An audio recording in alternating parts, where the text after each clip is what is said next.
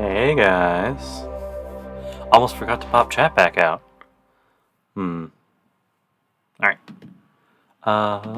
Sorry for being a little bit late. I forgot. Stuff was going on. Don't worry too much about it. Yeah.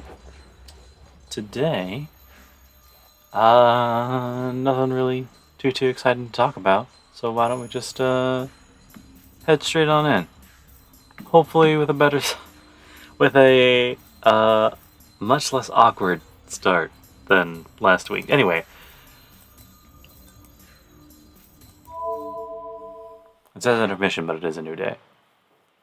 February 12th, Unlimited Blade Works, 13, versus Berserker. Interlude, 13, 1. She is alone with her thoughts in the darkness.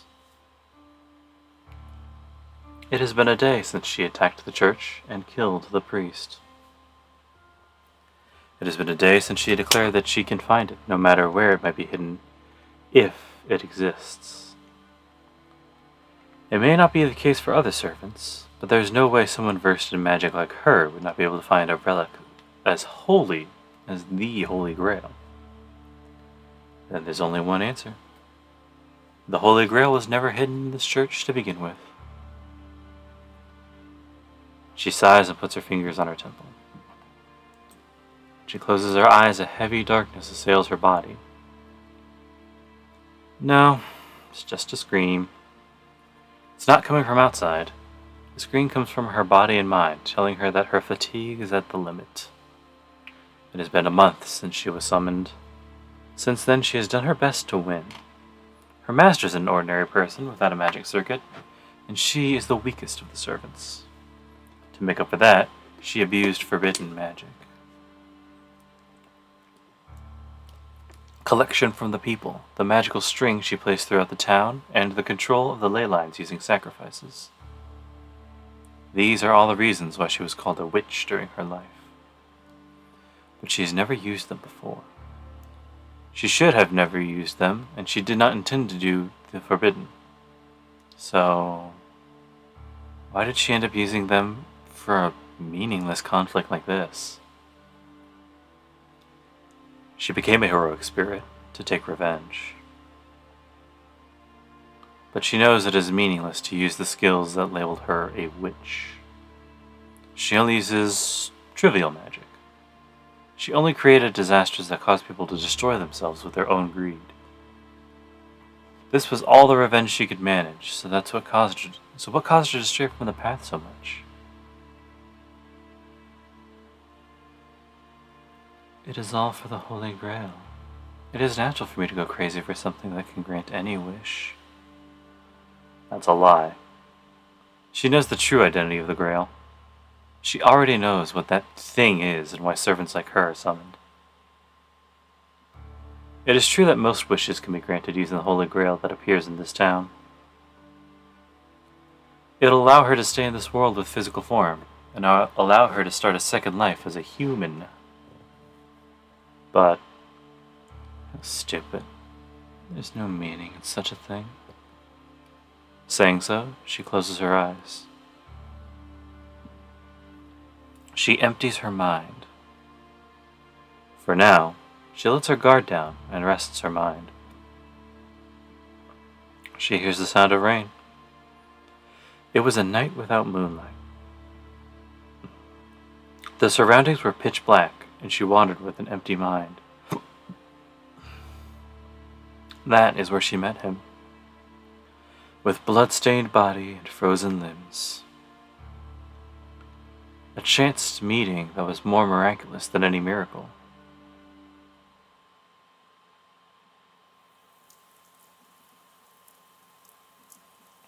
It was the mountain where Ryudo Temple is located. Falling rain. She was stumbling aimlessly through the dense forest.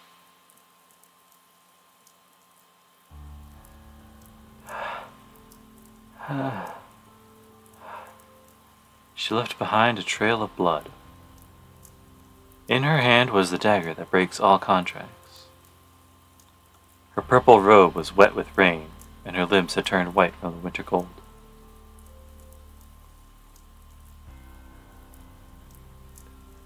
You know, reading sounds. I'm not going to do every single one. She staggered around, holding onto the trees for support. She walked on, dirtied with mud, her breath ragged, reaching out her hand as if begging for help. She did not look like her usual self, filled with cool composure. No, even the amount of magical energy was unlike her. She was exhausted. She only had a handful of power left.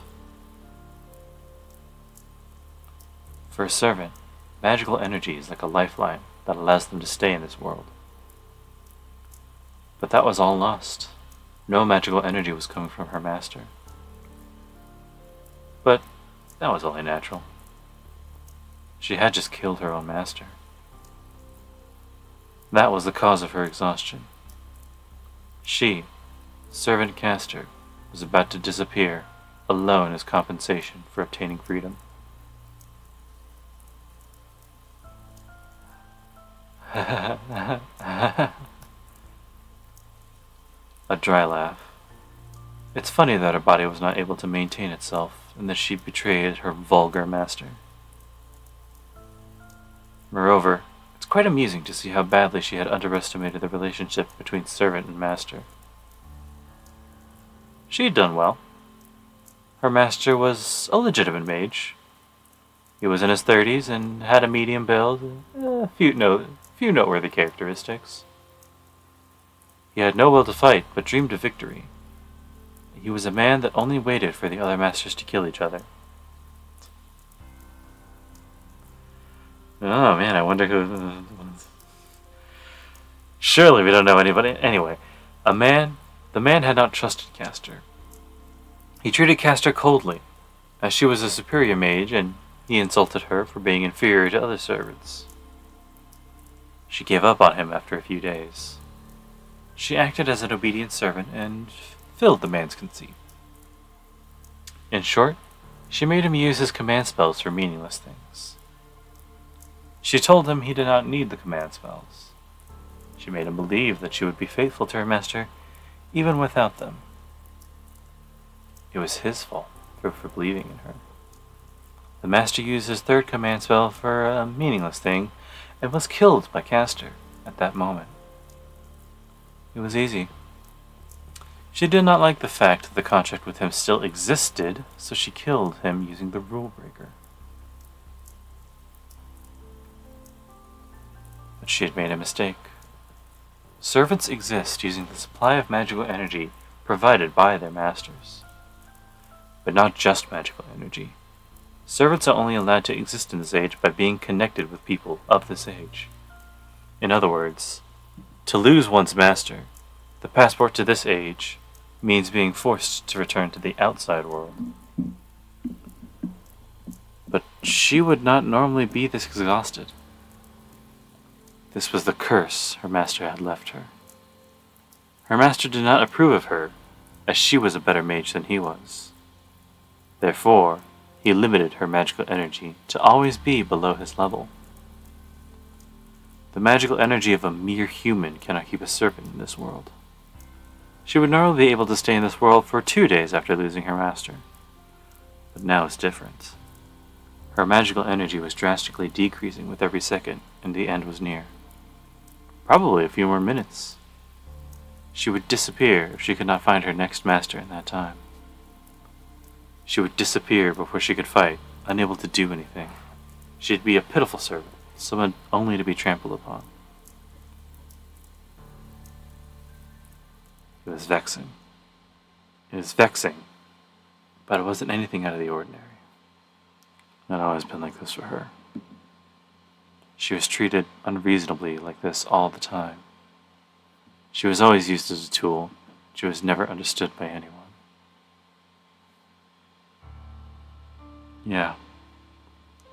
Her life was always controlled by someone else. Her mind was destroyed at a young age to save a hero chosen by the gods. Just for the sake of a hero, The goddess of beauty happened to favor. The goddess cursed her to blindly love a man she had never even seen.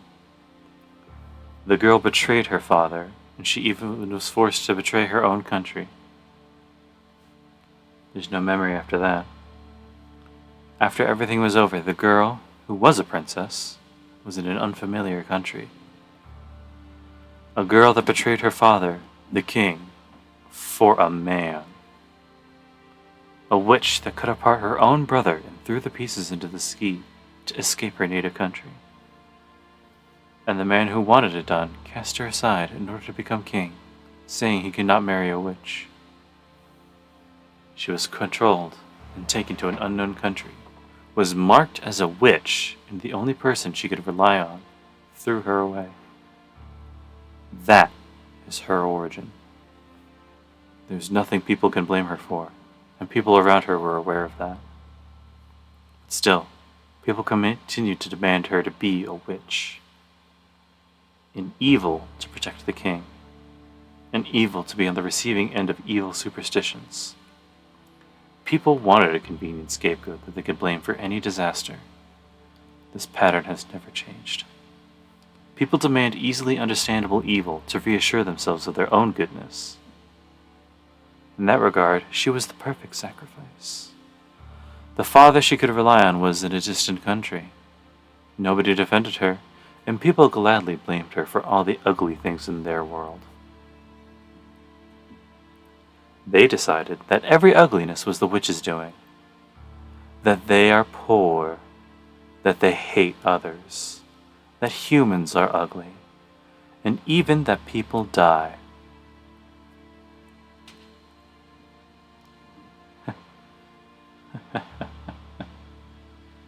So she merely accepted it. Since she could only live as a witch, she decided to live like a witch. She swore to show them the ugliness of the wishes they demanded of her. If people do not know their ugliness, so be it. They can stay ignorant, go to hell for their own crimes, and suffer forever. They won't be able to get out of hell. They will suffer forever as criminals because they do not know what crimes they have committed. That is the reason for existence she imposed on herself. That is the only role people gave to the girl, to the one called the witch, who never had a free will.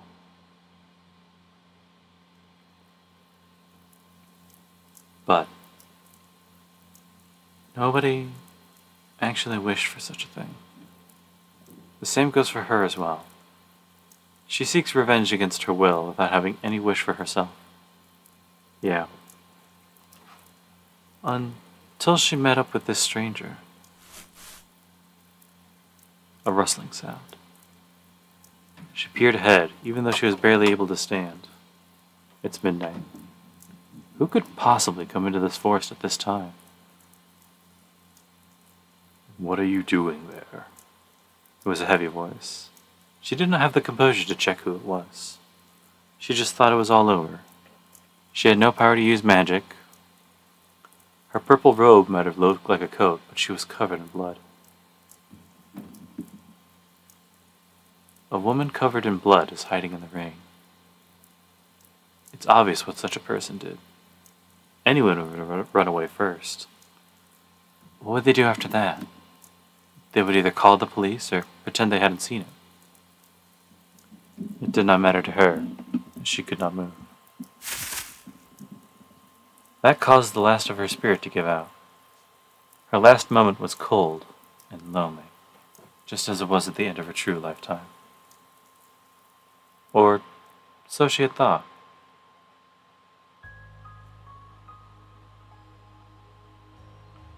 When she regained consciousness, she was in that place. In front of her was that man, the man who she met at the woods. So you've awakened. Can you tell me your circumstances? Those were his first words, when she watched the man with blank amazement. Go home if I did a needless thing. If you wish for me to forget about this, then I shall go do so. The tone of his voice never changed. That was her first encounter with her master, Kuzuki Soichiro.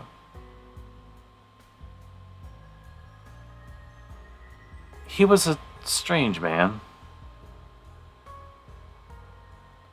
Should he be called a ghost? He had no reason to live, but no reason to die either. He was just there, and since he existed, he followed whatever whim took him. He had no self. That was her first impression of him, and she thought it would be easy to turn him into a puppet. She grew to realize that the thought was a mistake. Kuzuki Soichiro does not have a past. He has no self because he has no past, but it does not mean Kuzuki Soichiro is empty. Kuzuki was a sincere man. He easily accepted her when she told him that she wanted him to be her master, and when she told him about her true identity. Do you believe such a story? Was that a lie? He accepted it after she told him it was the truth.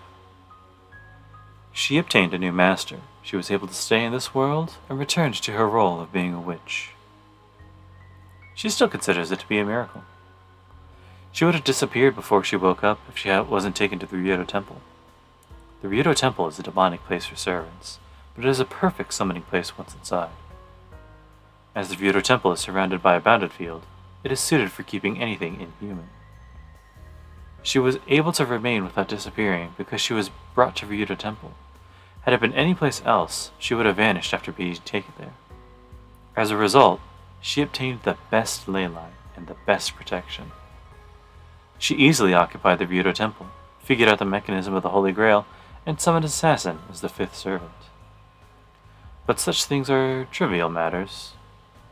She was certainly lucky on that night. Many miracles saved her, and she is now on the verge of victory. But they do not deserve thanks. She would have been fine with it, even if those miracles had not occurred. It's only one important fact. A very small matter that is trivial for anyone else. For her, the fact that she was able to meet Kuzuki Soichiro is a miracle beyond itself.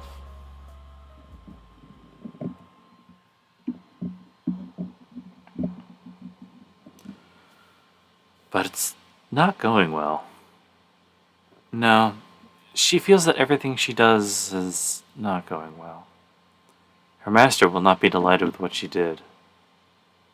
He has never had an interest in the Holy Grail. She would do her best to grant any wish of his, but Kuzuki Soichiro has none. A one-sided relationship. They do not get along well. It's not going well at all. So the mummy hunter became the mummy. Even the rare witch is fragile, huh? Oh, I see.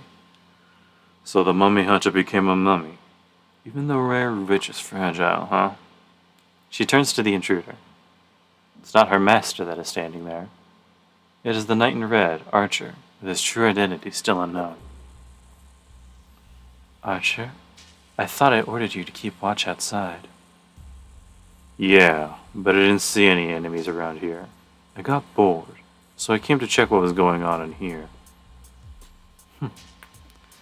I would assume so. The only enemy we have is Berserker. Even with him, we will go attack him ourselves once Saber is fully controlled. We have nothing to fear since he joined us. Isn't that why he came to my side? Who knows? Don't you think I only wanted to break my contract with that master? Don't you think I didn't care who my new master was? There's some truth in Archer's words. But what does it mean? Archer had no intention of betraying, but betraying his master only because he wanted to break the contract with Tosaka Rin? I see. So you did not like looking after that little girl? Well, it is true that servants are dissatisfied with their masters. It's natural for you to run out of patience with yours. No, she was as perfect a summoner, but some miscalculations occurred. And Castor, Let me warn you. Do not consider all servants to be like you. At the very least, Saber and Berserker were satisfied with their masters. A righteous hero can only be summoned by righteous people. Why tell me that now? A twisted master comes for a twisted heroic spirits. You do not need to tell me that. That's right. Servants are determined by their summoners. Summoners with dark shadows in their mind cannot summon heroic spirits who are on the light side. In that regard, she and Ryder are not heroic spirits. A twisted master calls for twisted heroic spirits.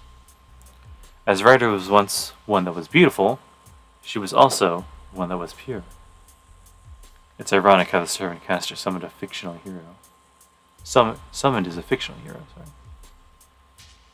But it is indeed strange once I think about it. You and Ryder are ones that oppose the heroic spirits, but you two are still summoned as servants. Well, the Holy Grail does not differentiate between good and evil, so I guess it'll summon anyone with powers, huh? Originally, a mixed spirit that had a heroic side would not have been called upon. Things had out of order starting with the Third War. Heroic spirits like Ryder and I were not summoned before that. Interesting. That doesn't concern her now. I wonder... She's not concerned about the identity of the Holy Grail. Servant Caster's mission is to win this war. She's not interested in what comes after. No, to be honest, that is not what she wishes for. Enough with the meaningless talk. Oh, sorry. Enough with the meaningless talk. Get back to your station. I don't care what you're thinking. You are my servant now. Your life is in my hands. Put that into consideration when you talk to me. Understood. Then I shall live up to my master's expectation, like an obedient servant. The knight in red goes up the stairs. Seeing him off silently, Castor lets out a long sigh. One more day until Saber surrenders. She doesn't have the Holy Grail yet, but she will approach the end once Saber falls. What will happen when the war ends? Castor will make every wish come true with her powers. It's not bad to live as a witch, like she swore before dying. But the reason will go away once the war ends. Even if she still has the will, her master will lose the reason to stay as her master. I will obtain the Holy Grail soon. Castor gracefully reaches into the empty space. Her hard work is about to be rewarded, but her expression is like that of a criminal about to be executed. Interlude out.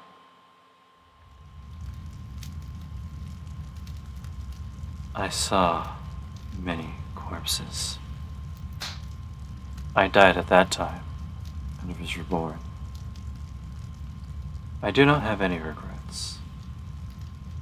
My eyes lost hatred there. My hands lost anger there. My legs lost hope there. Myself lost itself there. Everything went away. It's not because I gave up that I believed nothing would save me. I just found that it's natural. It's just that dying people will die, and survivors will survive. I laid down on the rubble and stared at the burning field. I understood everything then. I thought I understood everything. But I still considered it... How wonderful it would be if I was able to save everything here. That's what I admired. I just wished nobody would have to suffer. That's why I tried to become a superhero. It was simple, and it seemed like an ideal existence. That was why I aimed for it. I knew where I had to be, but there were many ways to get there. I kept on running, wanting to get as close to it as possible, even though I did not know what was right or wrong. Many paths I took were crooked, and my destination was only getting farther away. I'm taking the long way. I've been repeating this for 10 years since I got saved by Kiritsugu. But I won't regret it. I'm not as skillful as Tosaka. I will take the wrong path and lose a lot of things at times. But I cannot discard them as meaningless. I have to present meanings for everything I've trampled upon, and everything that cannot be returned. So I cannot lose. It can't be helped if I lose against someone else. But I can win against myself. I can always fight back against my mind that tells me to give up. That is all I swore upon. There's only one thing that I believed in, and I wanted to believe in. That's right. Even if I'm walking down the wrong path, I will not regret believing in it.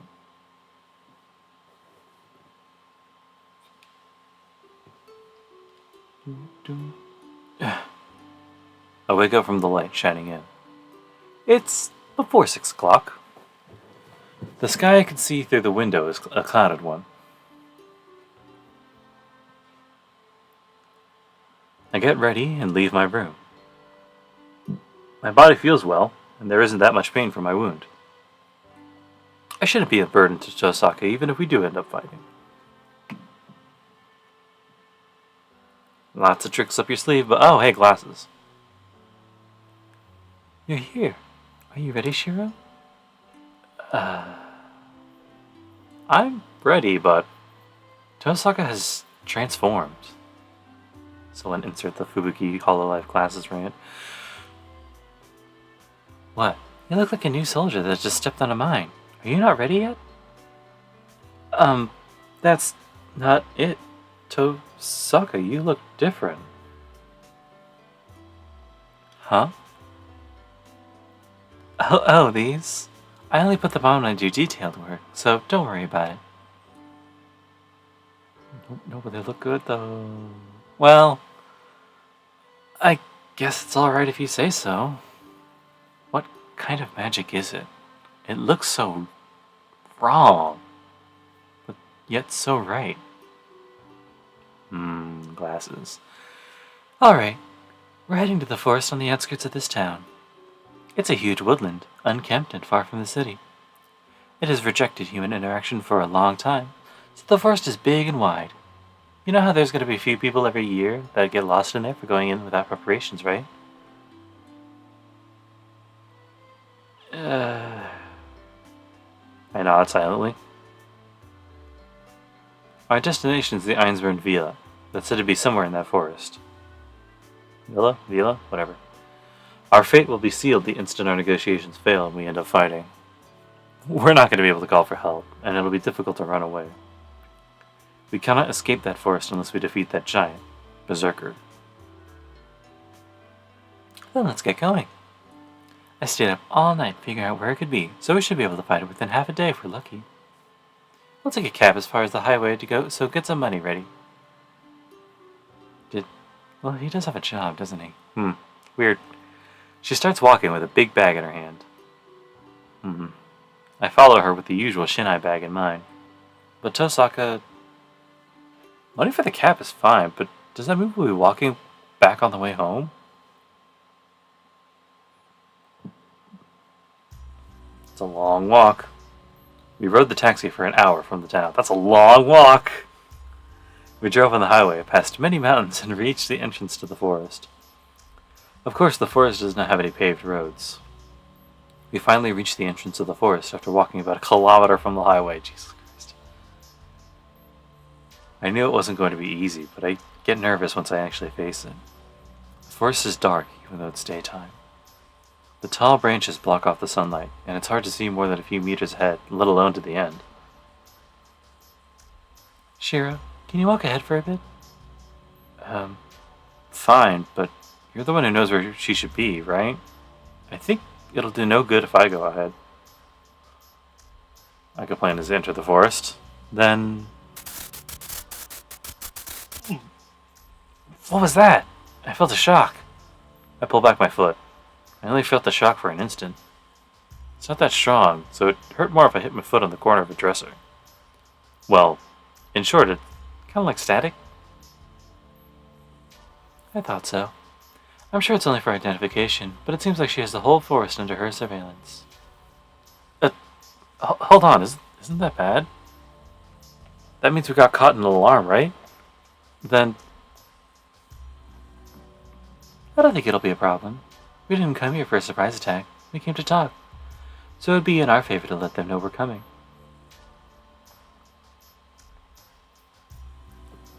Oh, be careful though. Oh, no, that's me. Oh. Well, be careful though. It's gonna shock you a bit. I know. I can tell how bad it is by looking at you. She waves her hand and steps into the forest. Then...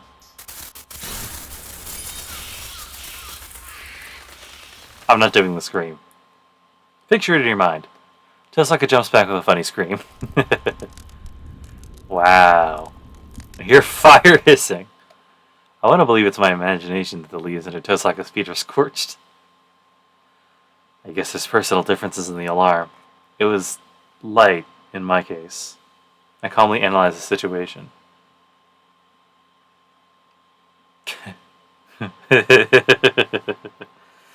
But it doesn't seem like Tosaka's listening to me.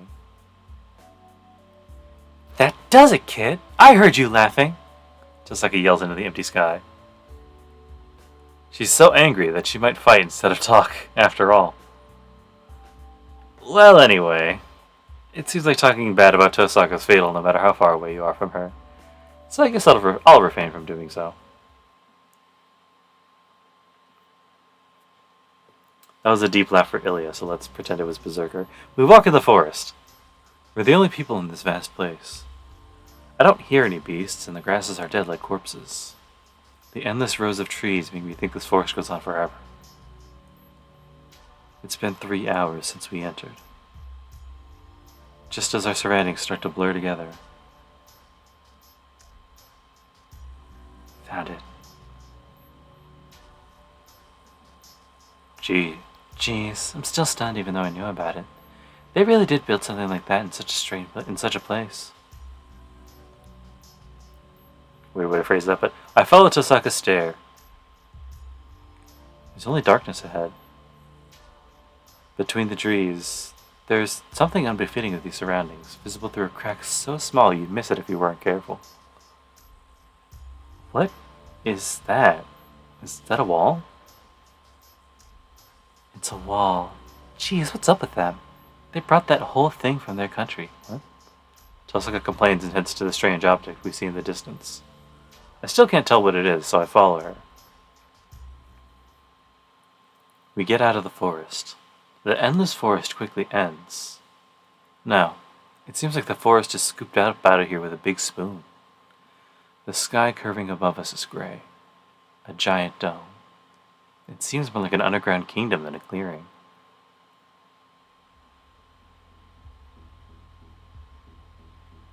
This is Ilya's dwelling. An old castle built within the forest. A solitary castle without any visitors. Too big for one girl, not to mention too desolate for anyone living alone in. Anyway, it's just no good to be standing here. According to Tosaka, Ilya knows we're here. Then we should go in from the front entrance as a sign that we're not here to fight. Let's go, Tosaka. Tosaka? Tosaka's looking up at the castle with an alarmed expression. Her face is tense as if she's confronting an enemy. Tosaka's something wrong? Yeah. There's someone else beside us here. Well, yeah, of course. It's where Illya and Berserker live. That's not what I mean. There's someone else other than that. We're going in this way, Shiro. Wait! Tosaka starts running towards a big tree by the wall, and I don't really have the time to stop her. And that's not all, though. She grabs onto a branch and skillfully climbs up. A look of an astonishment. Tosaka looks around and... She jumps and kicks at the castle. A shattering sound.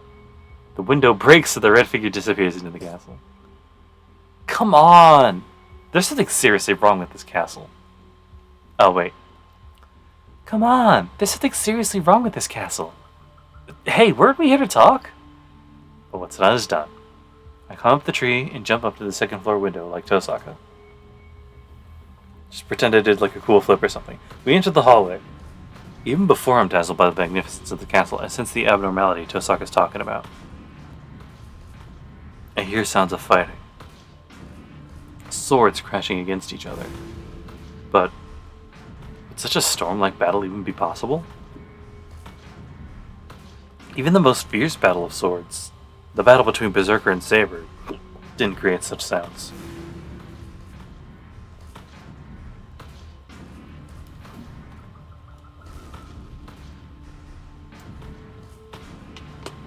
Oh. Then I suddenly realize this isn't the sound of swords crashing. This is one against many. There's literally a war going on somewhere in this castle. One side has to be Ilyasville. This is Ilyasville's castle. If there's a battle here, it could only be Berserker attacking the intruding enemy. I run. The sound is coming from below us. Considering the location we came in from, the battle is happening right at the center of this castle, in the guest hall. I run through the unfamiliar castle. This isn't the time to be talking. I don't know what's going on, but something terrible is happening. I run down the stairs. The fierce battle is happening nearby. Alright, this place is connected to the stairwell down the hall. Tosaka confirms it's down the hallway. The hallway splits at a T-junction, both branches leading to a terrace on the other side of the hall. Let's part here. I'll go from this side, so you go from that side. It's better to split up, I guess. As we are now, we have no way of escape once we're found. There's no point in staying together right now. We don't stand a chance either way.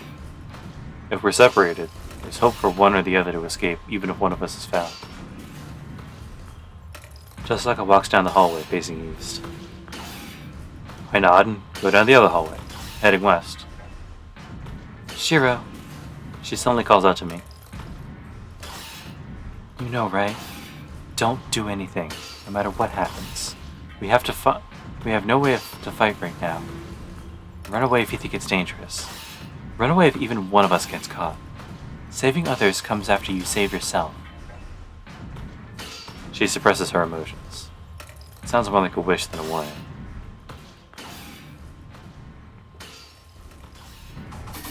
I go around and come up to the terrace. I see Tosaka emerge on the opposite side. She immediately takes cover and peeks out. As soon as I follow her example and look down, we both gasp. Shinji? Why is he here? Shinji stands atop the rope in a corner of the room, happily watching the scene. Like a dickhead. No. That's not the surprising thing. What I have to accept right now is the battle Shinji's observing.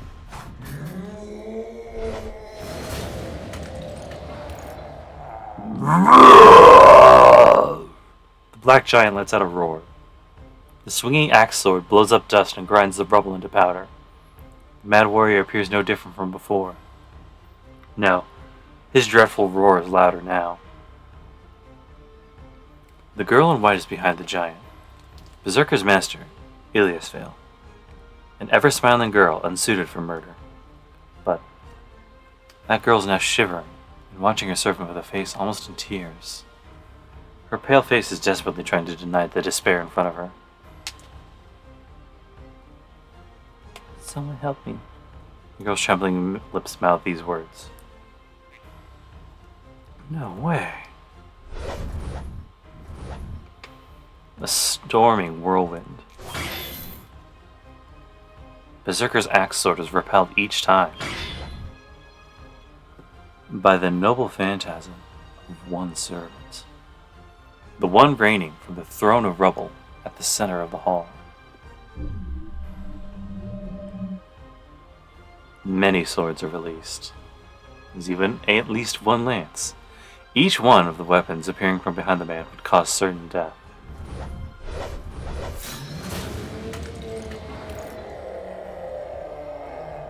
You got the one. I'm not doing it again. My throat only just now started to feel better. They attack. They're like gushing water. The infinite noble phantasms not only repel Berserker's axe sword, but pierce his body. Pieces are blown from his body. The sword cuts through his body, penetrates his skull, and pierces his heart. But he still does not die. The giant regenerates every time he is killed, slowly but surely moving forward. 8 times already. He has been killed so many times, but Berserker still moves forward. The enemy greets him with a smile. The tragedy continues. Berserker is killed without even being able to go near the enemy. No way. It's not because Berserker is getting killed without being able to do anything. That man, that servant, is beyond belief. The infinite noble phantasms he sent out are each a true noble phantasm. I can tell since I projected larger swords. They are the originals of every noble phantasm, the first ones, from before they became legend. Who could he be, having an infinite supply of such weapons? No, first of all, there should only be 7 servants. Then he's an 8th one, someone that shouldn't exist. Can't breathe. Berserker defies description. His body of steel and his superhuman strength and his regenerative powers on top of all of that. He is not someone you can match. But this 8th servant does not retreat from such an opponent and overwhelms him using the demonic swords and holy swords he releases. When I look up, I can see that Tosak is pale as well. It's only natural. The place below us is a land of death. We'll die instantly if we enter it. No, more than that. Oh boy, here's more. He is a demon. He has a brutality different from Berserker. That man wishes for battles only to kill others. But with such an enemy in front of him, the Black Giant is still the strongest. He does not stop, even if he's pierced or slashed all over his body. He receives the Rain of Noble Phantasms, regenerates each time, and closes in on his enemy.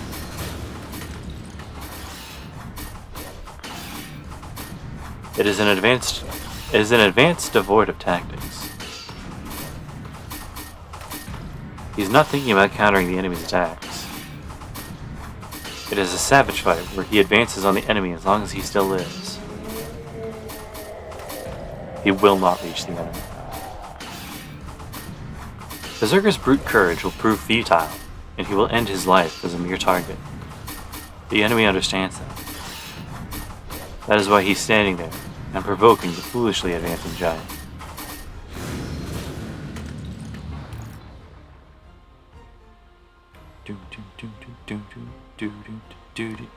Very good. The Black Giant does not have a way to win. It's something the enemy and even I understand. And probably even Berserker himself knows that. But the giant keeps walking forward. He knows no retreat and does not avoid the attacks. The man greets the figure with a smile. "Huh! As expected from dog shit. You can only fight. I had hopes for you as a fellow demigod, but it seems I expected too much." The noble phantasms emerge from space. Letting out a laugh, he readies the noble phantasms behind him. "Then let me finish you off now. It'll be unpleasant for you to come any closer."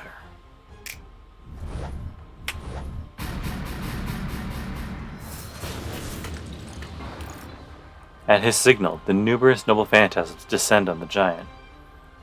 And he repels most of them, but at the same time loses most of his life.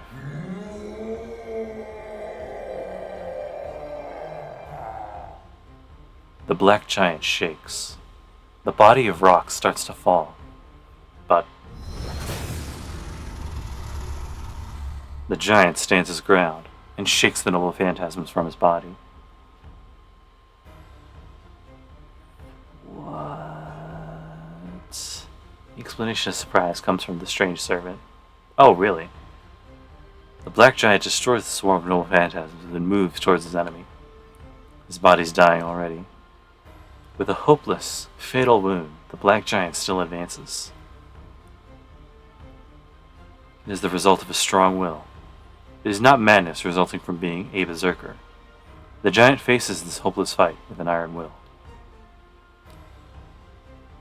Damn. A mere target survived my attack. Magical bullets are fired mercilessly.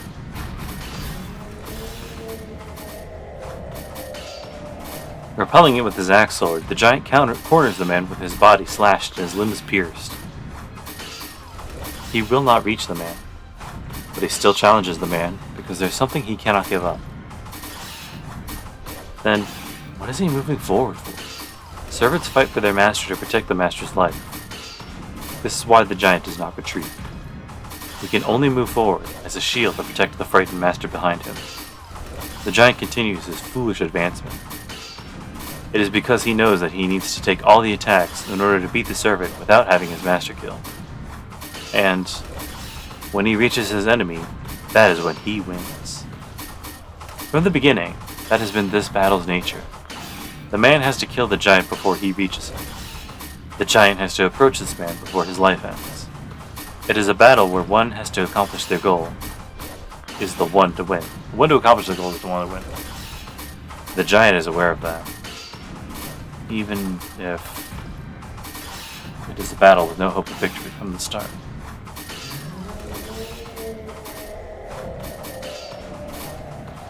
He roars. Coming out of his 10th death, his body explodes forward. He charges into the man like a bull charging a matador.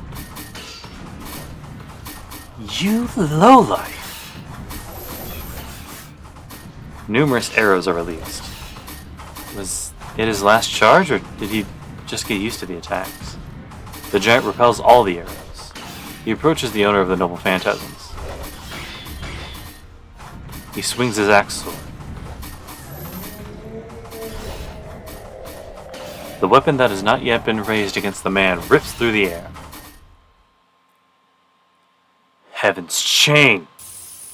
The black bull is captured by numerous appearing chains.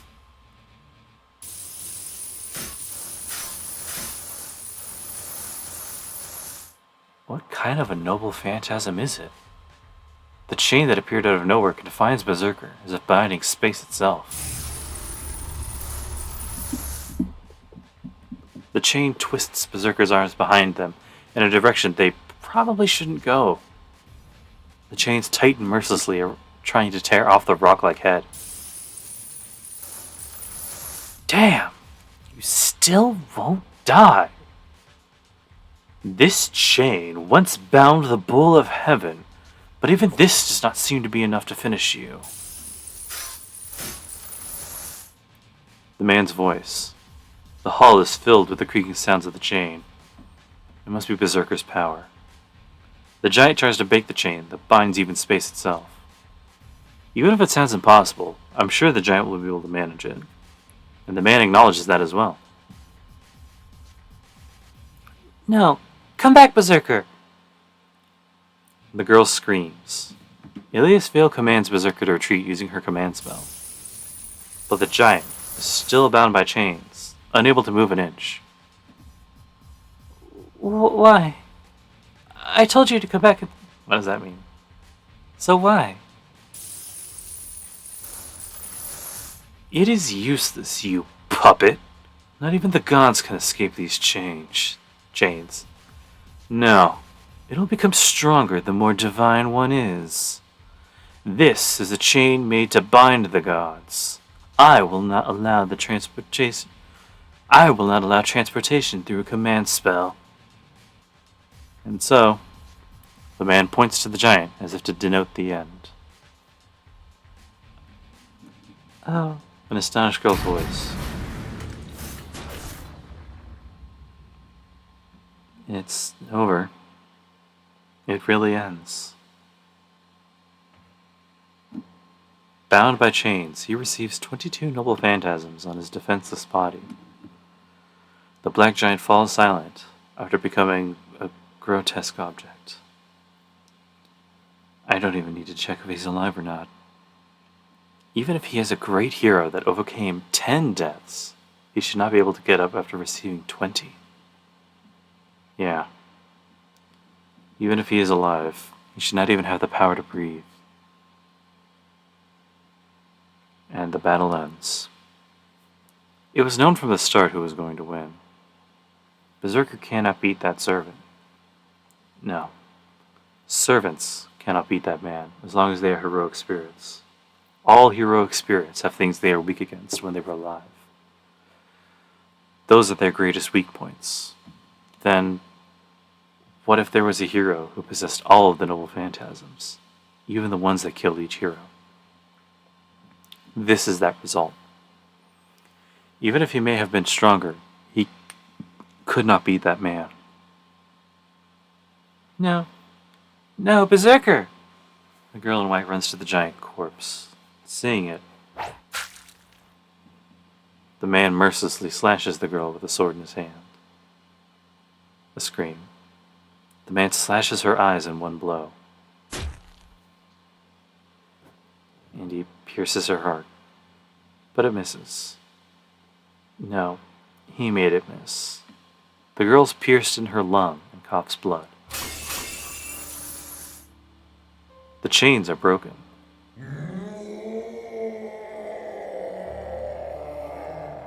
That's a red scream this time. Shattering his binds, the black giant charges at the man. The man pierces the slow-moving target. A lance to pierce the heart. He impales the giant with a lance very similar to Gabolg. And that's it. Again. The black giant dies for sure this time.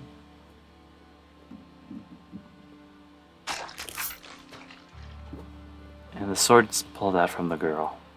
Leaving traces of red, the girl crawls to the unmoving giant. Watching it in delight, the man walks forward. He throws down his sword. For this, he uses his bare hands to finish off this dying girl. I'll die. I'll probably die. I'll surely die this time. There's no logic behind that servant. He'll kill anyone that hinders him. I'll surely be killed if I don't get away from here before he finds me. And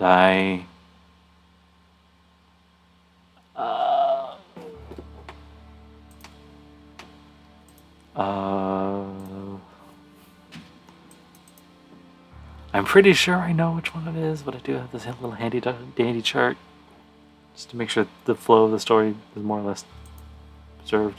Hey, can we make with the chart, please? Thank you.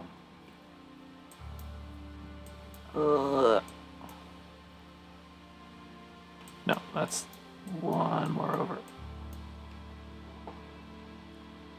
Okay, I thought so. I have to stop that man. I have to continue being suicidal. My frozen body bursts. My feet lift me up and my arms grab the railing at the same time. I see Tosaka as I do so. She's biting her lips in anger while watching the tragedy below us. I know. Tosaka wants to stop him too. We'll be the ones killed if we do so. She can't stop him. That goes the same for me as well. I know it's stupid of me to die trying to save a dying girl. I don't care about that, though. I just can't leave her be. That's all that fills my mind. I jump down over the railing. Tosaka and Shinji both look in surprise at the intruder, but the man doesn't even look at me.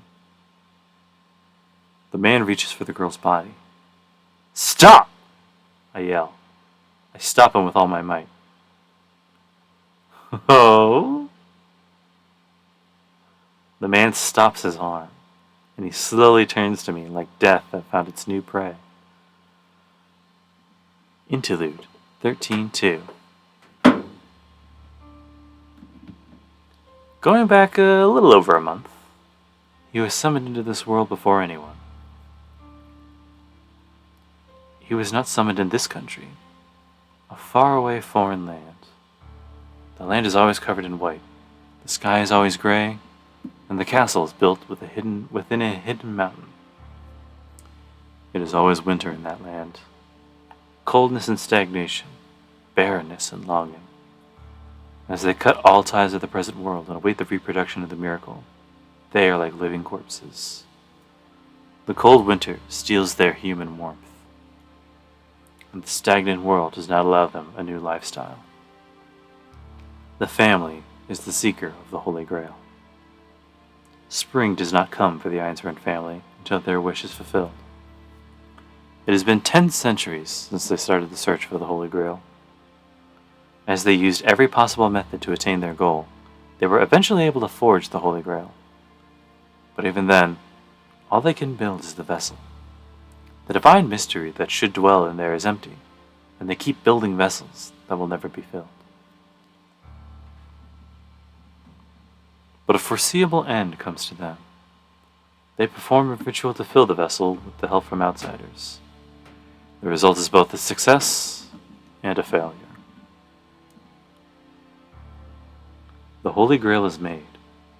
The Holy Grail should be filled with that method. But they make many enemies at that same time. Even though they should be the owners of the Holy Grail, they have been degraded down to common magi that donate help. Their tenacity is abnormal. No, they have been obsessed since that time 1,000 years ago when they almost obtained the Holy Grail. They broke the rules and constantly pulled out the strongest card. In the first one, they did not have the time to do such a thing. In the second one, they finally found a loophole in the rules. In the third one, they summoned what they shouldn't have. And in the fourth one, they were sure of their victory, having the strongest card and its master.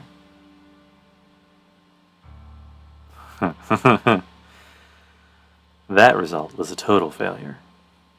The servant and the master they selected betrayed them. The man destroyed the Holy Grail, leaving behind his wife and daughter in the Winter Castle. They were infuriated with the man's betrayal, and they lamented their mistake. Outsiders cannot be trusted. Their family, with their perfected magic circuits, will be the only ones to obtain the Holy Grail. They had insurance to begin with, and on the fifth one, they finally prepared the strongest master and servant. It was him. 2 months before the Holy Grail War began, every rule was broken for him, Berserker, to be summoned. The days that followed were to only hurt the master. The command spell engraved all over the girl was used to control Berserker. It did no good as a magic circuit and only drained her life away. Even the slightest move on Berserker's part caused the girl to scream in pain. But it was only natural. The Holy Grail would appear in 2 months. The only thing keeping him in the world was the girl's magical energy and her command spell.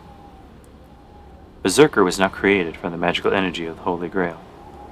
Even if the girl may have been special, to keep Berserker in this world using her own magical energy was like having her life taken away.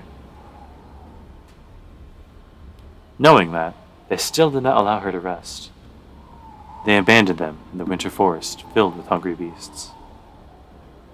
They gave them over to possessed corpses. They threw them in a waste yard full of failures. The only way for the girl to survive was to rely on the giant she had been given. She survived the training, though it was more like torture.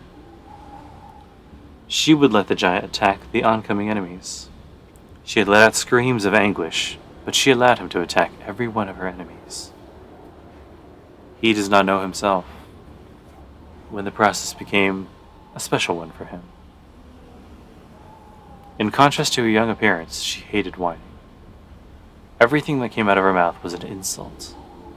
She must have instinctively known that they were going to murmur something. She would get stronger when she would insult and hate someone. The girl scorned Berserker for being ugly and cursed his existence. It was only natural. The girl would not have to suffer if he had not existed. She would not have been thrown in hell if she had not been chosen as a master. The girl insulted the giant every chance she got and used him to take out her anger. The pain had lessened by the time she had mastered Berserker's control, which was when the Holy Grail showed signs of its appearance. The girl took away the giant's sanity as if in revenge, treating him as a mad warrior. But he already knew this was the girl's desperate opposition. The girl did so to hide her weakness. She walked with pride, as if saying she could live alone, and that she did not need any friends or collaborators. It was a bluff, to ignore the fact that she was fated to have nothing.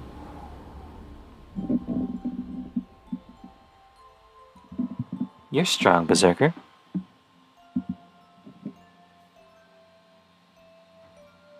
The winter forest. The girl timidly touched the arm covered in blood. Surrounded by hungry beasts, the girl was prepared for her death, but desperately denied it.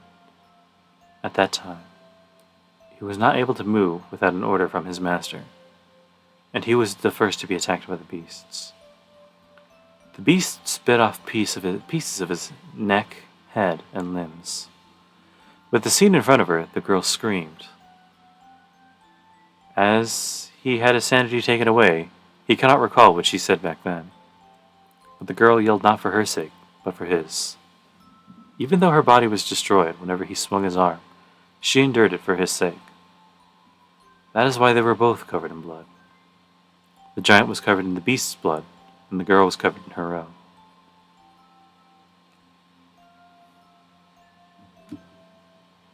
He remembers the winter forest, the weight of the girl that rested on him, crying tears of anguish. And he realized, in that small, cold castle, he was the only one she talked to.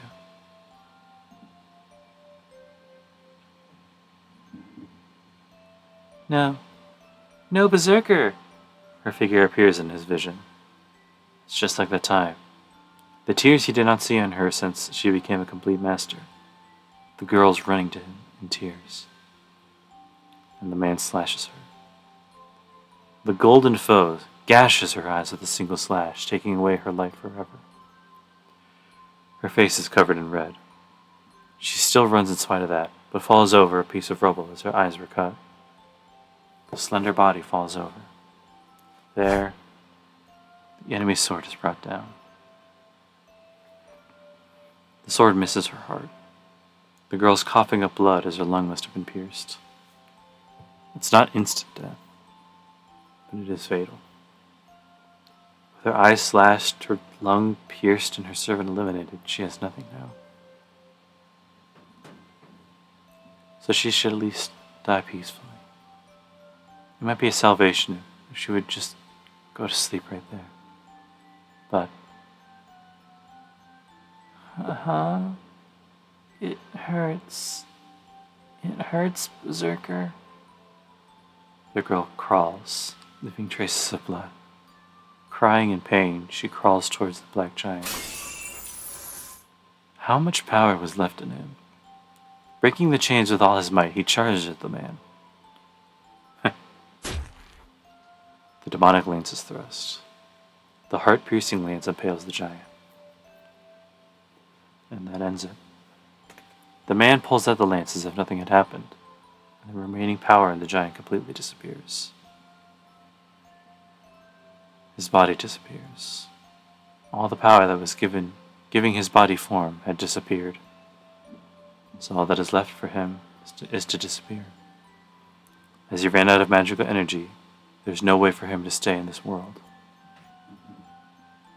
He falls, but in his last living moment, he sees the girl fumbling around for him.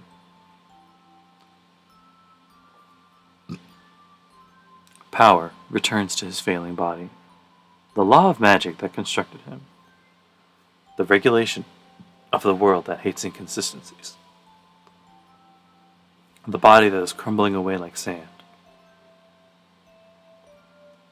You're strong, Berserker. He pushes aside all powers trying to eliminate him, using his own power of will. He cannot disappear yet. He's probably the only one she relied on. He has to answer the solitary girl that believed in him, though she insulted him. Where are you? I don't know. It's so dark, Berserker. With her eyes slashed, the girl crawls on it with her hands stretched out. She must want to feel him, as she cannot see now. The blood-stained hands grope through the empty space as if trying to verify his presence. There's no power left in him. There's nothing he can do. Berserker will fall here and die. His body has died, and there's no power left to support him. So I'm fine. I won't lose to anyone. As long as I have you, Berserker. But that cannot be allowed. His mind is dead. Supporting his body with his will that should no longer exist, he parts from this world. His body is still standing, just as it was when he was invincible. As if to say his body has to be invincible to the very last second for the girl to depend upon him. And the girl reaches him. The hand that was grasping through empty space finally touches something. Oh. Coughing up blood, the girl crawls to the hard figure. She cannot see, but she can feel him. Berserker hasn't lost yet. She cannot see anymore, but Berserker is still strong like always. That's good, Berserker. Stay there, okay? Strength fades from her body. She's hurt and scared, but it's all right as long as he's here. He always protected her. He was scary, but he was really kind. His big body was like that of a dad, and she wanted for him to pick her up. And she wanted for him to pick her up once. I'm not scared anymore, even though it's dark. You're strong, Berserker. I'm safe if you're there, like that. She rests her body on him. It feels as though he'll rest one of his big, solid hands on her head. It's probably true. He should be petting her head when she opens her eyes. Got ahead of myself. It's a bit cold.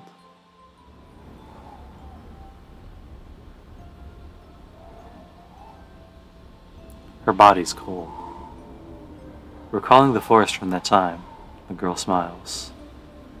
It happened so long ago.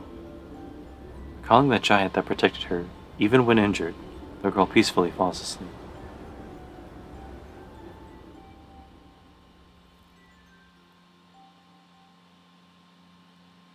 Interlude. Out.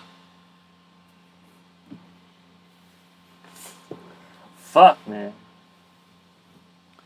The man reaches out for the girl that went to sleep. Stop! I yell. I don't consider the personal danger, nor what could happen to me. Oh? The man stops. Behind him stands Shinji, surprised at the sudden intruder. The man smiles ominously. Stop. My shaking throat speaks up before I can think, but there's no way the man will stop. Eee. I couldn't even tell him to stop.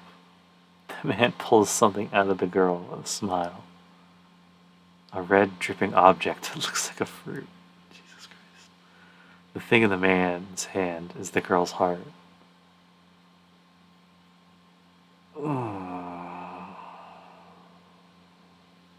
My mind burns down. Fear of being killed mixed with my desire to kill him. So there was an audience. I understand how you want to observe my gallant figure, but with the girl's heart in his right hand. Watch what you say. No one gives orders to a king, you mongrel! He shoots off one of his numerous noble phantasms at me.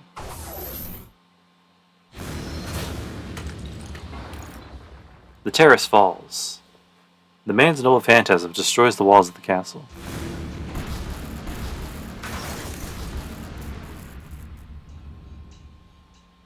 I don't move at all. I don't care about the rubble falling down.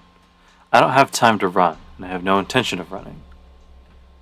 I don't care, even if a big piece of debris scratches against my back. I can't think of looking away from that guy now. Oh, so it is Saber's master. His red eyes reacted to my enmity.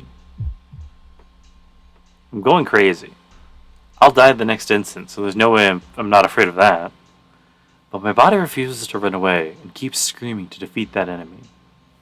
The girl's corpse keeps ordering me not to forgive that man. This is a man who is mentally sound. It's only natural for me to go crazy. My mind churns with conflicting impulses towards life and death. It seems you have a will to fight, but that is nothing. You are worthless without Saber. A sword appears in his left hand. The sword is mercilessly raised and should come down to kill Emiyashiro. I keep glaring at that enemy. I can't even think about showing my back to him. Hold on. I know this guy. The man's sword stops. Shinji, who is watching from the other side of the wall, walks to the center of the hall. Yo, long time no see, Emiya. I didn't expect to see you here, so I'm a bit surprised. The man does not move. There's about 10 meters between us. Would I be able to get near him? Even Berserker couldn't close the distance. Oh, are you so scared that you can't talk? Well, I understand how you feel. I was like that when Ryder got killed. Yeah, that's right. I'm glad you let me go back then. There's nothing I can use as a weapon. He's not even fucking paying attention to him. It's really funny. But I don't care. My head is clear right now. I don't feel any uneasiness about projecting his swords right now.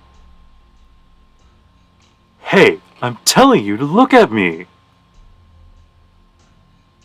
I slightly shift my gaze in his direction. I look at Shinji while keeping the man in my view.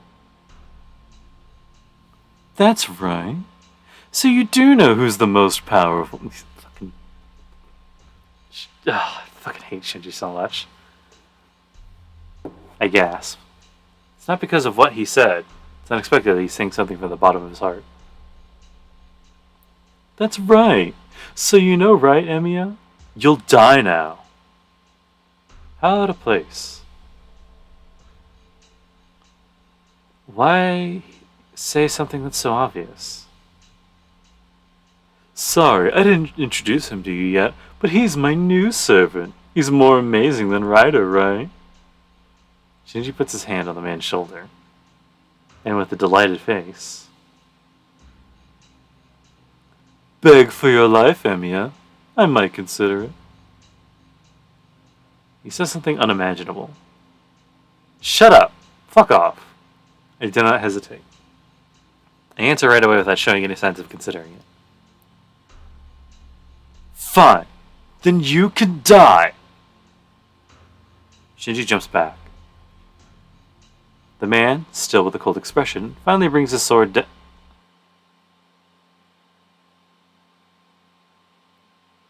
Oh. Hold on. I won't guarantee your master's life if you move an inch. And the man stops his sword once again. Everyone looks up. Everyone down in the hall turns to the attention of the girl on the terrace. Tosaka's hand is aimed at Shinji. Even though Shinji's not a mage, he should know what that means. Tosaka's serious. If the man brings down his sword, she'll kill Shinji as retaliation. Tosaka, why are you here? She doesn't answer, but keeps her aim on Shinji. What, are you really going to shoot me, you murderer? You're the one who killed first. Well, I don't care about that. The right to kill and be killed are the same. You should know that with your human instincts, even if you're not a mage. Shinji retreats weakly, being stared down by Tosaka. And... The man just watches it in delight. Everyone loves to dunk on Shinji. He looks at Tosaka.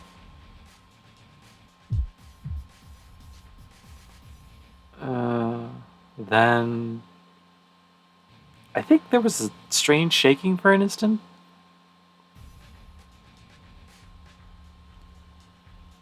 I see. You know you will not be able to kill me, so you went after the master instead. You brought on the negotiation because you knew I would not stop you if you killed my master. That's right. You wouldn't stop me even if I killed Shinji. But you can consider it in this situation, right? You can save Shinji right now. If you're a servant, it should be hard for you to lose your be a hard blow for you to lose your master. Huh. I see you're pretty clever. That is your only option if you want to save that scum. His sword disappears. He turns back to me as if he's lost interest. His back to me as if he's lost interest. What are you doing? Who told you to stop? No, the situation has changed, Shinji. She'll be perfect as the vessel. Huh? Shinji stops breathing. His face filled with irritation, suddenly into a dirty smile. I don't like that. I see. Wow, I'm glad you're still alive, Tosaka. I see. I'm relieved as well. I've known for a long time even though you're like that. It'd be discouraging to have you dead already. Laughing, Shinji claps his hands. It's kind of strange. Shinji shows no fear even though Tosaka can end his life. It seems an overwhelming joy is numbing his emotions. Oh well, with that aside, how about it, Tosaka? Do you want to forget about Emiya and team up with us? Us? That's right. You should know that Castor's stalking... Really? You should know that Castor's stalking up power. The Budo Temple is the altar this time. It's a bit unfavorable for us if she's taking position there and stalking up magical energy. Shinji says with both his hands raised. It's an obvious fact. If I had to add, it seems Shinji doesn't know Castor obtained Saber and Archer. You can tell, right? There's not much chance of victory by myself.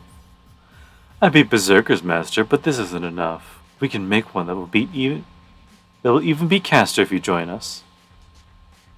Shinji invites her with confidence. To that, I refuse, Shinji. I don't know who you're connected with, but there's no way I would follow a guy that's being used.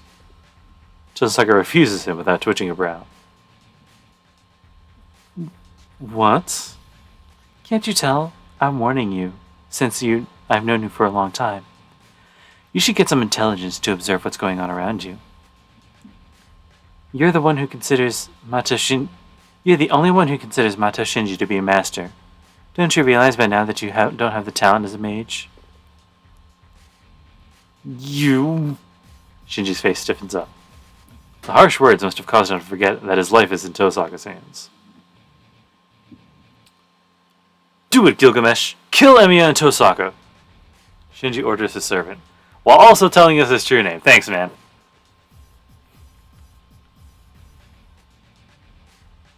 What? I told you to kill them! It should be easy for you to kill them before I get killed! No. This is too bad, but we're out of time. It'll rot if we take any more time. The man shows Shinji, who is walking up to him in anger, what is in his right hand. A red piece of meat. It's the still throbbing heart he ripped out of that girl. Shinji grits his teeth in vexation. Damn. Don't regret it, Tosaka. I won't let you be on my side now. Shinji runs towards the gate. The other one stays. And after watching his master's disgraceful behavior... So that's it. You have a good friend. With those delighted words, he leaves the room filled with rubble. Well, there goes our backup. Fuck. And we walk to her. The center of the hall. With the sunlight coming in from the ceiling, the girl is sleeping amongst the rubble. Her eyes will never open again. Looking closely, the girl's not white at all. She's red all over her. She looks nothing like she did before. It's not your fault. You know, right? We couldn't have saved her. I know. I've been taught that there are people I can save and people I can't. I know it'll put my own life in danger if I try to do something beyond my capabilities. But still, I still wanted to save her. I don't want a child dying in front of me. I don't want anyone dying in front of me. It's more painful and scary than anything else to not be able to save someone asking for help. There's no way I can apologize, and I don't know her well enough to apologize to her. This girl is unrelated to Emiyashiro.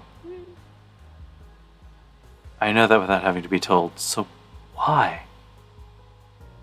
Oh. Why are these eyes crying? Why? Tosaka? Why? You should have known we'd be killed if we appeared in front of him. So why did you try and save Ilya's veil? No matter what the results may be, she was our enemy. So how can you go so far for her sake? Is it an inquiry? Tosaka's eyes are serious. I don't have a reason. I stopped him because I just wanted to save her. There's no other way to explain it. After glaring at me, you see, I thought you were abnormal before, but I'm sure now. Shiro, your way of life is really disoriented. She tries to open a lid that had kept closed for so long. Distorted? I said disoriented, but distorted? That's right. It's wrong to live thinking that others are more important than you. Look, I'm not talking about the common opinion that we save others so we can be loved. With such hypocrisy aside, we have to put ourselves first. Well, there are people with others as their priority, but you're something special that you can't put on the scale. It's like the scale itself. So why do you try to destroy that scale to save someone you don't even know?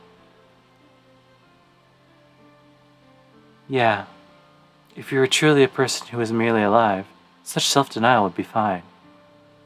But you can't do that. You can't pretend you're not living for yourself when you have such a strong sense of personal conviction and self-awareness. If you continue something like this, you'll eventually break down.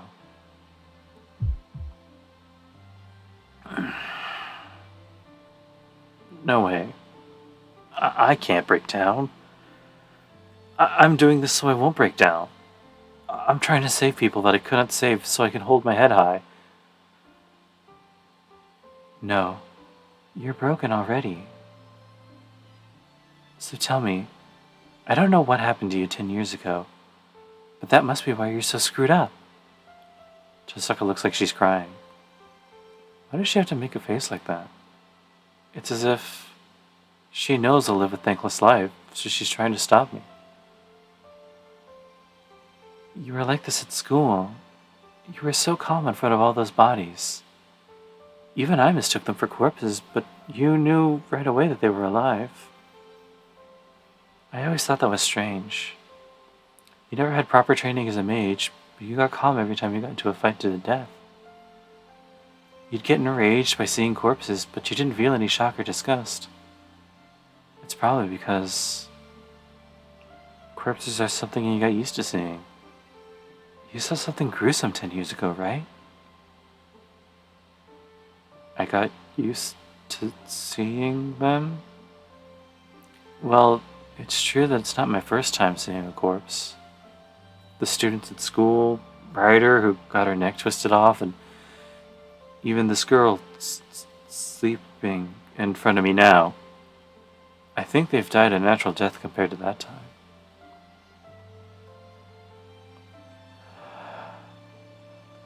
But she's wrong. The fire 10 years ago saved Emiyashiro. That cannot be the main reason why Tosaka's criticizing me now.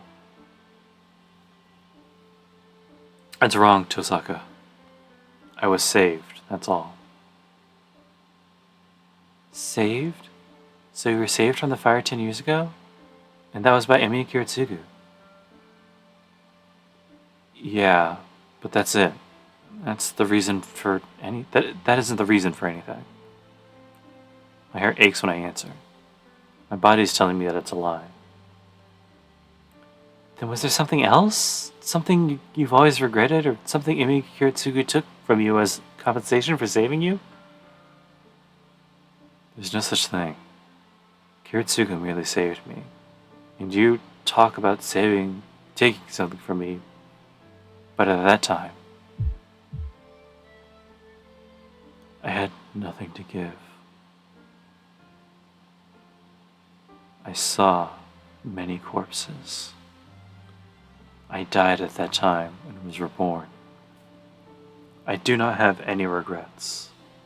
My eyes lost hatred there. My hands lost anger there. My legs lost hope there. My self lost itself there.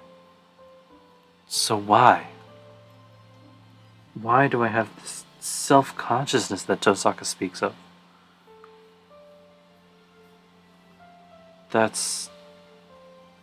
I have accepted death. I knew I was going to die. Even if my body was saved in that situation, there's no way my mind could have been saved as well. At that time, I was empty, and I just admired something sacred.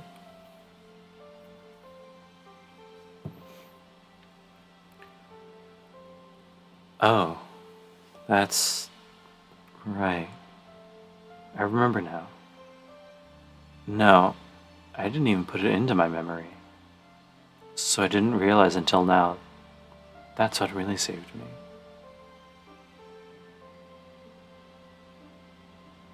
Shiro, did he make you establish a contract or something? No, he didn't take anything away. I only received. A world like hell. In the place where everyone but me died, I was saved. Nobody saved me, and I wasn't able to save anybody. At the very end, he granted something that I thought was a miracle. I remember those eyes that looked down at me and the voice pleading for me to live. At that time, I thought not about the fact that I was saved, but the fact that somebody was there to save me. The fact itself it's so wonderful. It's such a miraculous thing. That's why I admired it. I had nothing, and there was nothing remaining in me. I admired the first thing that came into my sight. So, that's the only thing I had. That's the only emotion I felt after I was saved. I was happy. I cried. That's all I could think about. So, that's all the emotion I could create. Yeah, you're probably right. It's distorted for me to put priority on others before me. There's something seriously wrong with the procedure. But I was the only one who got saved. I thought about that at that time. If such a thing happened again, I would save everyone in place of all those I could not save then. I'm telling you, that's crazy! Look, if you were saved, take care of yourself. I'm sorry for the people that got killed, but it's only by chance that you were saved. Then you should take full advantage of your good fortune. You suffered such a hell, so it'd be a waste if you didn't have fun. Tosaka's seriously angry. Yeah, I guess that makes me happy. I finally realize now, because Tosaka's that kind of person. The question I've been wondering about all by myself. I wanted to be a superhero, and I always tried to help others. I knew there was something wrong with that method. but I didn't understand that. But it's so clear now. It's because of this person that's seriously angry for my sake.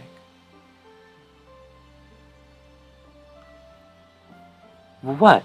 You still don't understand after I've told you this much? You really make me mad. If you're really that stupid, I'll break my I know. I told you you're right, didn't I? Then... But I can't listen to your warning. I realize there's something wrong with me, but it's alright. Because there's no way that wanting to help people can be a mistake. So, I answer her with as much gratitude as I could possibly put in.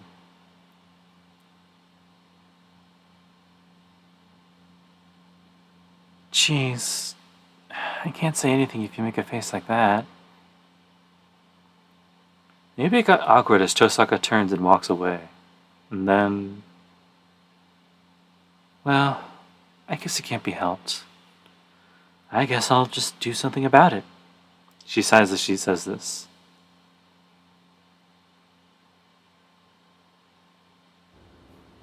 She could fix him. The sun is setting. We have returned to the hall when the sky turns red. The corpse of the girl is not on the mountain of rubble. We just buried her in the courtyard.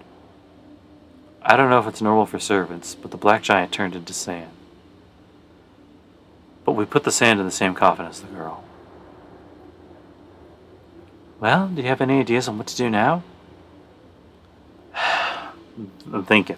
The situation just got worse. I can't think unless I get this sorted out. Yeah, the strongest enemy, Illya's and Berserker, are gone, but an unknown foe came out of their place. There should only be 7 servants, but he makes 8, right? He's not a servant that should exist. How did Shinji make a contract with such a guy? An 8th servant, huh? I don't think we can treat that man as a servant. He has a heroic spirit that dominates all others. He has a seemingly infinite supply of noble phantasms, and he's a devil without human emotion. Gilgamesh. That's the hero appearing in a myth of ancient Mesopotamia, right? A myth that was only just being discovered at the time of writing this, and we're still finding more about it. Which is crazy. Yeah, he's half human, half god. He's the king of Uruk and the seeker of immortality. He is said that to be a tyrant that obtained everything in the world, but I didn't think he was that crazy. He defeated Berserker so easily he might be stronger than Saber, even if she had her true powers unleashed. Tosaka doesn't sound as sharp. It doesn't seem like it's because there's a new enemy. Hey, what's wrong? You sound like you wanted to say something. Well, he was certainly strong. He had so many noble phantasms, so he's powerful, right? But I'm wondering how it really is. I felt that there really wasn't much of a difference between him and Berserker. She ponders. Could it be that Tosaka doesn't know about his powers? No, he himself is about as strong as Saber or Berserker, if not weaker. First of all, heroic spirits are as strong as their fame in the place they're summoned, right? There aren't many people here that know about Gilgamesh. Oh, I guess that's... Fuck, I was right the first time. I hate it when that happens. That's true, but the change in power from popularity isn't that big. It seemed to me like that Goldie had an unfair advantage. Tosaka calls him by a weird name. Well, that aside, he did. All the noble phantasms he has are real. Well, it's more like they're all originals of the real ones. Gilgamesh is a hero of the oldest myth, and he was a king that indulged in every possible luxury. Then it shouldn't be strange for him to own all the originals of the legendary weapons. Oh, then what? The noble phantasms he used weren't noble phantasms, but just weapons? I can assume so. I bet his noble phantasm is his treasury. I think his noble phantasm is the treasury where he keeps all the weapons he collected during his life. I see. Then it's natural that Berserker couldn't beat him. Every heroic spirit has a weak point. If he has the originals of every noble phantasm, he just needs to take out the one that is the most effective against his enemy. That's right. If there's a chance of victory, it is that he is not a master of these weapons. He's not a wielder that has mastered his weapons to the limit, so I think there's a way to beat him. But with that aside... Hey Tosaka, this doesn't have anything to do with anything, but why'd you call him Goldie? I guess he had golden hair. What are you saying? You should have called Saber that if that's the case. It seemed like you said it with a lot of meaning behind it. You noticed something, right? Huh? Don't hide it now. You totally noticed something, right? You're wrong. It's nothing serious like you're thinking, so don't worry too much about it. Don't lie. You wouldn't call him Goldie for nothing. Come on, Tosaka. I want as much information as possible right now. I stare at Tosaka. After a few seconds, she sighs as she's given up. Well, he had many valuable looking things, right? So I just thought he's really rich. That's why I called him Goldie. He looks like he's living a luxurious life, right? Tosaka scratches her cheek while looking away. How scary. It seems anyone who's rich is called Goldie by Tosaka. What's more scary is that Tosaka figured it out by the servant's true nature just because he seemed rich. Anyway, that's another troublesome guy. There's not supposed to be an 8th servant, so he would be the Joker. I want to question Kiryu as a supervisor, but I don't know where he is right now. Well, we had to postpone that since Castor's more important right now. That's right. Castor is obtaining more power as we speak. Saber should not be able to oppose Castor's control much longer. No. In the worst case, Saber could already be under her control. Yeah. We couldn't get Iliasville's help. That doesn't mean we can let them be. We'll just have to think of a way to beat Castor with the two of us. Yeah, we don't have any ideas, but we'll have to.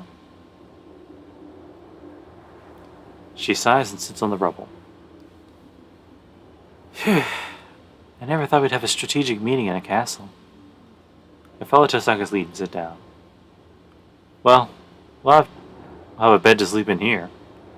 If we're lucky, we might even find some magical item of Iliasville's. And the moment we let our guard down...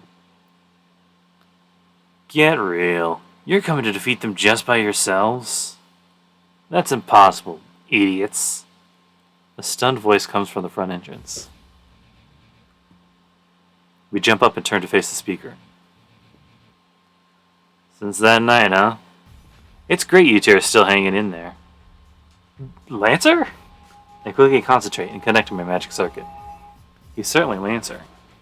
He speared my heart on that night 10 days ago. I can't let that happen again. I have to let Tosaka escape before he attacks. Get away, Shiro. I'll keep him busy, so you run to the second floor. Run? Tosaka? I'll hold him back, so you run outside. God, this whole routine they're doing is so fucking silly. Hold on. It seems you weren't listening to me at all when I just told you to value your life. She lowers her hands and points at Lancer and me. Oh, sorry. She lowers the hand she pointed at Lancer and points it at me. But I have objections as well. Don't be stupid. I told you I'm not going to heed your warning. It's my role to fight hand to hand. This is the second time I'm fighting him, so I'm more suited to it. That can't be true. He's a foot soldier. How can I, the ranged attacker, run away from an enemy with no ranged weapons? That's why. Can't you tell you'll die if he closes in on you? You can just back me up from a distance. You idiot, I can't back you up. I don't know any magic that's that precise. I bet I'll blow you away along with him. She yearns to cast Fireball. Don't come out with your destructive personality. First of all, why do you always try to be so flashy? Try doing something modest for a change. I can understand Castor not wanting you now. What? And we argue for a few minutes in front of Lancer when we begin to tire and wonder how this thing got started.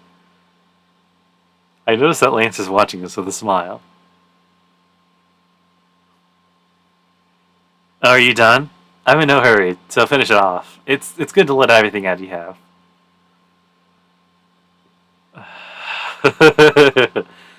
I cough and glare back at Lancer. I take half a step forward and Tosaka's right behind me. This is something we should have done from the start. Oh, hold on. I'm sorry to say this after you reach a compromise, but I don't intend to fight. I'm just unable to ignore you guys. I'm butting in so I can help you guys out a bit. What? Hold on. What did you say? Did I mishear you? I think I heard that you're helping us. Oh, is it hard to understand my point? I guess I'll rephrase it. You two are no match for Caster, so I'm gonna lend you guys a hand. I'm stunned, but Tosaka quickly grasps the situation. I see. You really are buttoning in. Is this really your idea? No, it's an order from my master. He wants to cooperate against Caster since he's alone. Well, we're just making a quick alliance until we defeat Caster. It's a sound reason, but I think there's a more reliable guy to talk to. Is she talking about Shinji and Gilgamesh? It seems Tosaka's trying to figure out if Lancer knows about them. No, they're not gonna do. I don't want to ally with them. I have no complaints about his power, but it's too troublesome to worry about my back when I'm fighting. Oh, that's the correct choice, Lancer. Is that an order from your master as well? That's wrong, too. I chose you two out of personal interest. You guys are easier to talk to since we're acquaintances, right? He speaks plainly. Dude, you stabbed me in the heart and exploded it. It seems that fighting Archer and driving his lance through my heart were the same as becoming acquaintances in his mind. Hold on, Lancer. You almost killed me twice. And you think I'm going to believe you? I do believe so. Your commander-in-chief is a good, frank woman. Such a good woman's helping you out, so you must be good-natured as well, right? I frown. I'm troubled that Tosaka's nodding at our enemy's words. So that's why. That's why I thought we might be able to cooperate. Well, so that's it, sorry. Oh, but let me tell you. It's not you guys. I'm the one who thought you guys would make good allies. I don't understand the difference. Aren't you the cocky one? You brought on the proposal, but you're the one that's going to choose? Yeah, I liked you since the first time I saw you. You're beautiful, stubborn, and courageous. If I'm to have a female master, I want someone like you. Lancer looks at Tosaka with cool eyes. I don't like him for some reason. Fine, I'm up for it, but it's not decided yet. If Emiya-kun can't trust you, we'll have to break off negotiations. So that's what she's saying. What do you do, kid? Your character's being tested. Lancer looks at me, trying to suppress his laughter. My answer is... Sure. But I have conditions. We have to accept his offer. Even if he is an enemy, he's still right. Tosaka and I can't beat Caster, but we might have a chance of Lancers with us. But... Alright, I'll believe you. But it'll be under one condition. I'll accept your help in defeating Caster and will trust you. But what? You want me to tell you who my master is? No. Even though we're cooperating, stay away from Tosaka. The air freezes. Lancer's speechless like he's been sucker punched.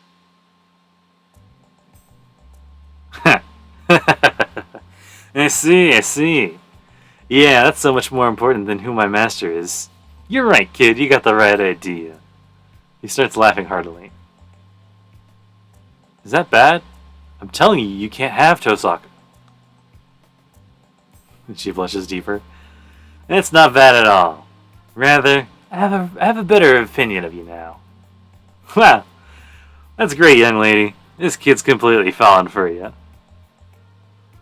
What are you saying? We're not like that. Yeah, we're just cooperating. Really? You're irritating. What's with that know-it-all face? Come on, say something, Shiro. Tell her we're just cooperating.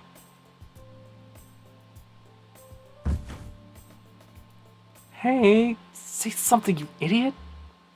If we really do... This is as if we really do love each other. Hey, it's not as if. You two are already in love. Even I can tell. And I'm only watching it from the side. But she's actually denying it? It's kind of troublesome, kid. Lancer makes a sympathetic gesture. Well, yeah, I know. I already know she's pretty troublesome. I dismiss his sympathy with a sour look. Ah, how reassuring. Then I can take care when it. Then I shall take care when I socialize with her. But she's fun to tease, so I'm gonna entertain myself while we're together. You don't mind that condition, right? Alright, we'll go with that. We'll have your help until we beat Caster. Then it's decided. Well, let's shake hands. Well, Lancer walks to me unarmed and shakes my hand. There are worrying factors, but we're able to obtain a reliable ally. All that's left is... I'm so mad! Fine, I'm breaking my ties with you guys. I'm gonna go beat Caster by myself. How do I calm her down? Shit.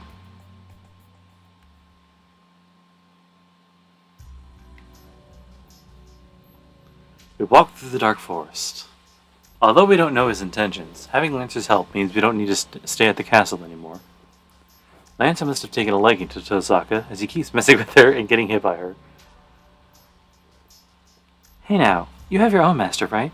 Then you should stay quiet. We're going to be enemies after we beat Caster, so it does no good to be talking.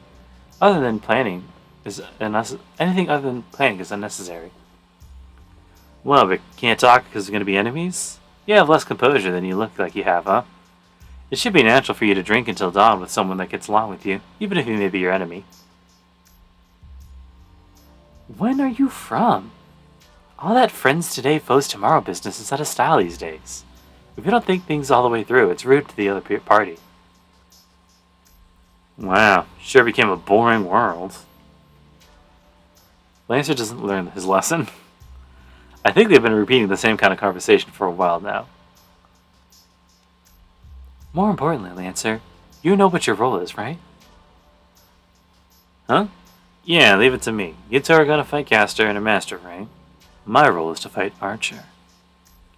I'll have to fight Saber as well in the worst case, but it won't be a problem if all I have to do is keep him busy. He speaks objectively. He isn't even scared of fighting Saber and Archer at the same time. I like his earrings. Oh yeah, Saber commented on him when we were training in the dojo.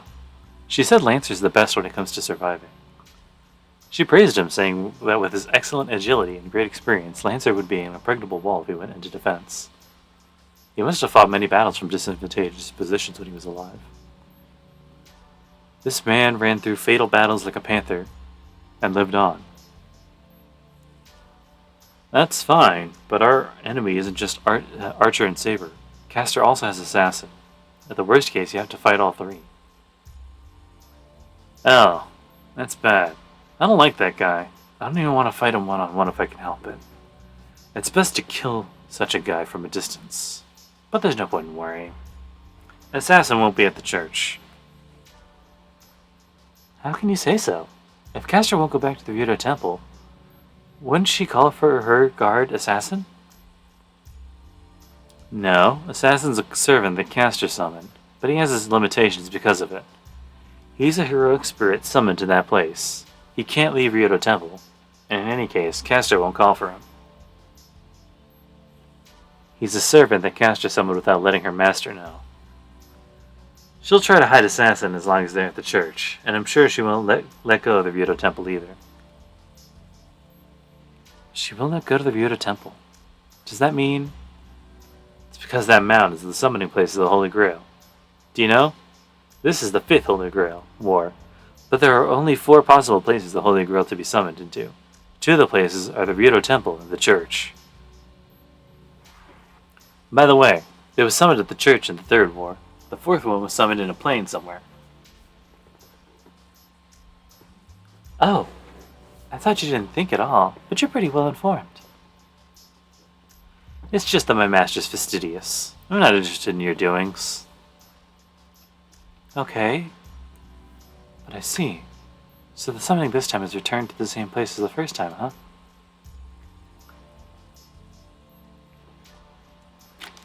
Tosaka starts to ponder.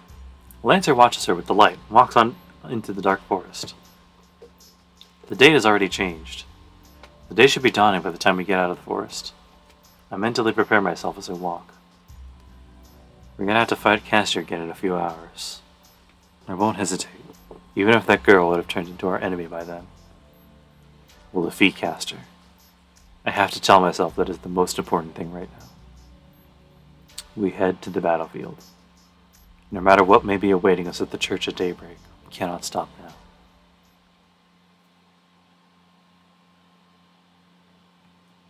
And that's it. The date has changed. Locally as well. That was a good one. A lot of really nice...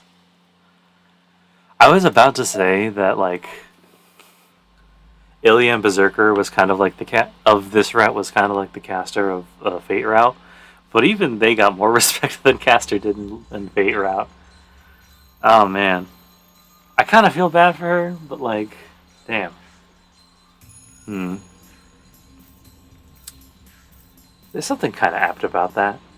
In the first route, Illya and Berserker were kind of like the big, ever looming threat, but only to be usurped by Gilgamesh when we kind of beat them. Gilgamesh showed up early in this one, but like Castor and Berserker kind of swapped places. And like I said, saying that it's kind of superficial is like Castor was given like a lot more respect here in this route than Berserker got in the... You know what I mean. Anyway, that's all for tonight, guys. Hope you guys have a lovely week. Maybe more to come. And yeah, take care now.